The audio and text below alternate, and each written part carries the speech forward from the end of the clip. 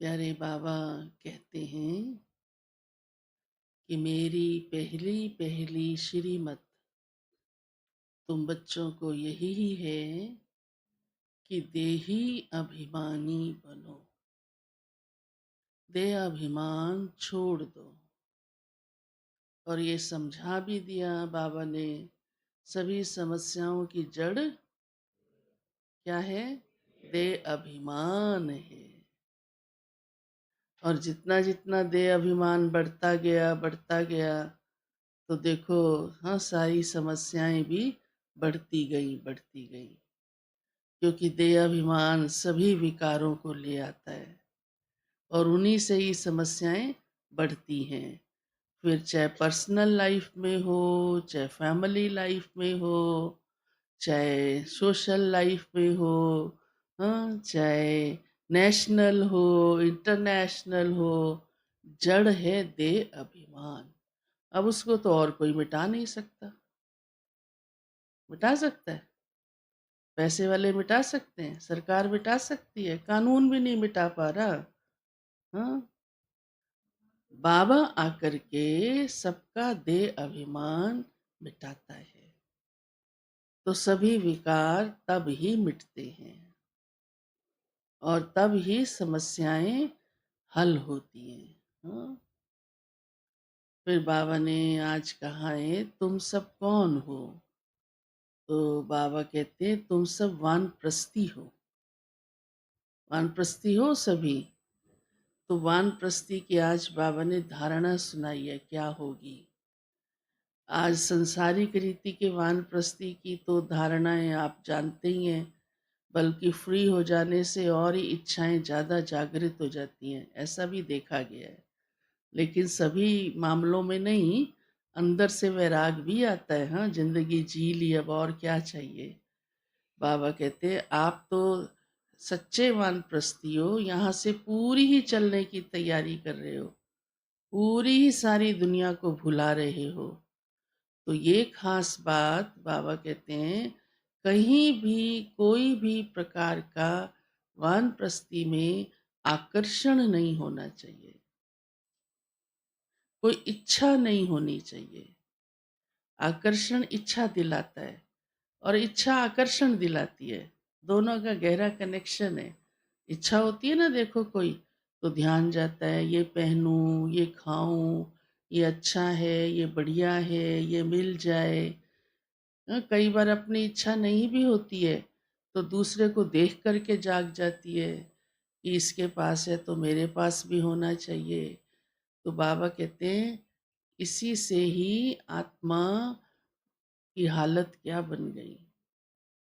तो आज बाबा ने कहा, कहीं भी चाहे पहनने का हो या खाने पीने का हो, घूमने फिरने का हो, कोई भी इच्छा नहीं रखनी, कोई भी आकर्षण नहीं रखना, क्योंकि तुम बच्चे वानप्रस्थी हो। और यही मेहनत है, क्योंकि ये सब भी देह अभिमान के कारण ही आता है। देह अभिमान ही तो सब बातों को खींचता है ना, जागृत करा देता है। देख लिया तो बस खाऊं खाऊं, हाँ, पहनूं पहनूं। तो बाबा हम बच्चों को आज वानप्रस्थी कह करके इस सारी दुनिया से डिटैच करता है, न्यारा करता है। वैसे भी जो समझदार होते हैं आयु के साथ साथ भी समझते जाते हैं। हाँ, कोई कोई बुजुर्ग तो कह भी देते हैं, अब तो मेरे पैर ही कब्र में है, मुझे क्या कहते हो, हाँ, मेरे को क्या चाहिए, जो चाहिए आप लोग करो। लौकिक दुनिया में भी। और बाबा ने तो इतना ज्ञान दे दिया है, बच्चे ये जन्म ही आपका अंतिम है, और अंतिम में भी अब समय भी अंतिम है। दुनिया ही सारी वापिस परम धाम घर जाएगी। बाबा आया ही इसीलिए है। तो आज बाबा ने हम बच्चों को ये शिक्षा भी दी है। साथ ही बाबा ने कहा, अपना स्वभाव चेंज करो। कौन सा स्वभाव होना चाहिए? दैवी स्वभाव, आसुरी नहीं। तो एक दो बातें भी बाबा ने कही हैं कि किसी को भी तंग नहीं करना है। तंग करना आसुरी स्वभाव है या दैवी स्वभाव है? ढीला बोल रहे हो? हाँ, तंग करने के भी कई तरीके हैं। जिद कर लेंगे तो तंग करना है ना, कितना कितना अपना भी नुकसान कर लेते हैं। मनमानी करेंगे, तंग करना है ना, या नहीं? अनुभव करते हो ना?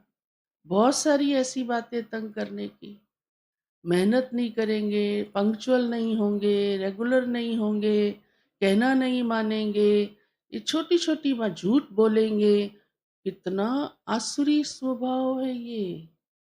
और बाबा पढ़ा रहे दैवी बनने के लिए दैवी स्वभाव धारण करो। दैवी गुण से ही दैवी स्वभाव बनता है ना, तो देवता कहलाएंगे ना, नहीं तो दैवी दुनिया में कैसे जाएंगे। बाबा ने आज कुछ एक ऐसी शिक्षाएं भी दी हैं, लेकिन मूल रूप से बाबा ने कहा है देह अभिमान जड़ है, उसको मिटाओ, चेंज करो। हाँ, बार बार देही अभिमानी, देह से न्यारा, खुद को देखो सारा दिन में कितना मेरा ख्याल चलता है, मैं बिंदी आत्मा हूँ। कईयों का तो देखने में ऐसे आता है उनका चलता ही नहीं है बिल्कुल। बाबा ने कहा एक्टिविटी से सब पता चल जाता है, व्यवहार से, बोल से, एक्टिविटी से समझ में आ जाता है इसको कितना देह अभिमान है। क्या इसने आत्मी स्थिति में अपने को टिकाया है? कभी भी नहीं टिकाया होगा, ऐसे भी हैं। तो ये बातें बाबा ने आज हम बच्चों को समझाई हैं।